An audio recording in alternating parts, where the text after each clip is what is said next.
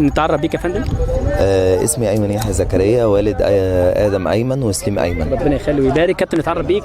آدم أيمن، مولود 2012. كابتن نتعرف بيك. سليم أيمن، مولود 2015. 2015. ربنا يبارك. مركزك في الملعب ايه؟ صعب. بتلعب فين؟ في الدفاع ولا في الهجوم ولا في خط الوسط ولا قاعد مع الجماهير بره؟ دفاع. في الدفاع صح كده. كابتن مركزك في الملعب ايه؟ هجوم. هجوم. كلمنا عن مشاركاتكم في تالنت وفي شركه كي اوف ساكسز وتبنيها للمواهب الشابه اللي هي ما شاء الله لا قوه الا بالله، شركه قويه جدا. وطبعا المستشار عيد ما شاء الله لا قوه الا بالله شخصيه قويه ومجتهده ومن الناس الطموحه، وان شاء الله ربنا يوفقه. بالنسبه هم يعني استاذ عيد صديق شخصي ليا، وهو اللي محفز ادم وسليم لانها مش كروي اصلا، يعني سبحان الله هم طالعين كرويين جدا بس انا مش كروي. كابتن قول لي شعورك ايه لما تم ترشيحك وانك انت هتمثل تالنت وهتمثل الشركه في بطولات كبيره وقدام النادي الاهلي وقدام النادي الزمالك؟ ده طبعا شرف كبير ليا، وده كان نفسي يحصل لي من زمان جدا، وانا مبسوط جدا. واحنا كمان مبسوطين. انت شايفني ولا الشعر اللي نازل عليك ده شايف كويس؟ كابتن بقى قول لي شعورك انت ايه لما عرفت انك انت هتمثل تالنت وهتمثل الشركه في اللعب قدام الاهلي وقدام الزمالك؟ يعني دوت تعالى قرب شويه كده. حاجه حلوه ليا وانا فرحان، وكان نفسي اعمل كده قوي من زمان والعب. من زمان؟ انت لسه ما عندكش زمان، انت لسه عندك كام سنه؟ فرحان طبعا، الفرحه باينه عليك والعالم عمال ترفرف بيه. ماما من ورا الكاميرات عماله تصور فيك وتشجع فيك، تقول لها ايه؟ اقول لها شكرا يا ماما يا احلى ام في العالم. تقول لي ماما ايه؟ شكرا. السؤال ليك مختلف، بتحب ماما اكتر ولا بابا اكتر؟ بسرعه. بصراحه ماما. الاثنين بس ماما اكتر. ايوه كده الحق بقى عشان بابا هيديك بكوع كده ولا حاجه. بنتمنى لكم التوفيق ونشكركم شكرا جزيلا. ميرسي جدا لذوق حضرتك يا فندم. ربنا يخليك. شكرا لكم يا كابتن. ومعانا احد لاعبي تالنت وابن من ابناء كي اوف ساكسز والست والدته وزميله، نتعرف بيهم. نتعرف بحضرتك يا فندم. مدام منى وليد امر. احمد زيزو. ربنا يخليك. كابتن نتعرف بيك. احمد محمد رمضان. احمد زيزو ولا احمد محمد رمضان؟ احمد محمد رمضان. ماما بتقول عليك زيزو ليه؟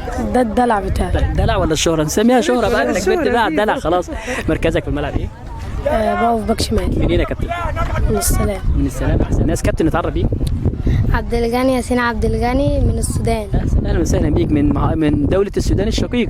اهلا وسهلا بيكم. شرفنا هنا في كي اوف ساكسز وفي تالنت ومشارك معانا في البطوله. ان شاء الله. ان شاء الله باذن الله. كلمونا عن انضمامكم لتالنت وكي اوف ساكسز. جاهز ازاي الانضمام؟ والله انا كنت على الفيس كده فلقيت يعني الاعلان بتاعهم، فحبيت ان انا اشارك معاهم. من بالظبط بتاع 4 شهور. بس بصراحة لا، لقيت ان في تنظيم كويس جدا.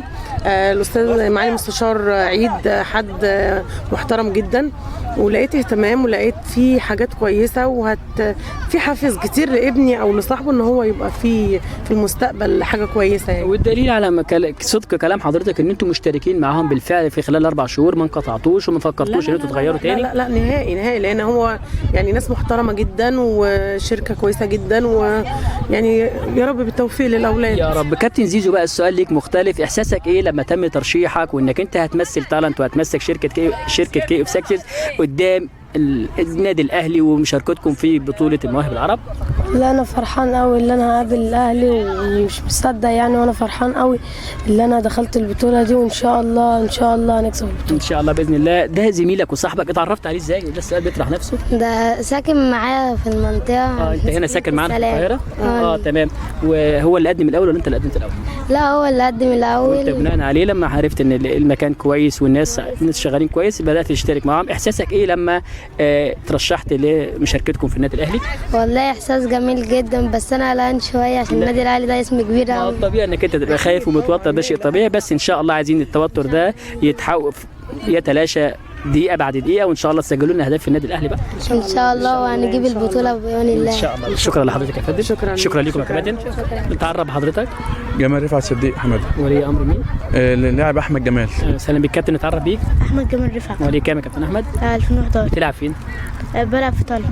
مركزك في الملعب ايه؟ نص ملعب.